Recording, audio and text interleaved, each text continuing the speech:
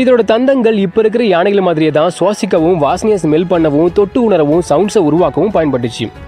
இப்போ இருக்கிற யானைகள் மாதிரியே தான் இதுங்களும் ஒரு கூட்டமாக சமூகமாக வாழும்.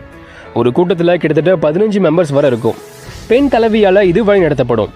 கூட்டத்தில் இருக்க ஆண்களுக்கு 10 வயசாகும்போது கூட்டத்திலிருந்து வெளியே போய் தனியாவோ இல்லை தன்னை மாதிரியே கூட்டத்தை விட்டு வெளியே வந்த மற்ற ஆண்கள் கூட சேர்ந்து ஒரு சின்ன கூட்டமாகவோ வாழும். இப்போ இருக்கிற யானைகள் மாதிரியே தான் இதுங்களோட கர்ப்பகாலம் 22 மாதமாகவும், கர்ப்பகாலத்துக்கு அப்புறம் ஒரே ஒரு குட்டியையும் ஈனும். ஒவ்வொரு மேமல்ஸும் இப்போ இருக்கிற யானைகள் மாதிரியே சவுண்ட்ஸ் மூலமாகவும், பாடி லாங்குவேஜ் மூலமாகவும், இன்ஃப்ரா சவுண்ட்ஸ் மூலமாகவும் தங்களுக்குள்ளே கம்யூனிகேட் பண்ணிக்கும்.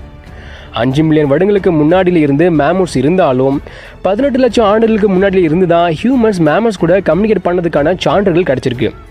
கிட்டத்தட்ட 30,000 ஆண்டுகளுக்கு முன்னாடியில் இருந்து இறைச்சிக்காகவும், எலும்புக்காகவும், தோலுக்காகவும் அதுங்களை வேட்டையாட ஸ்டார்ட் பண்ணியிருக்காங்க.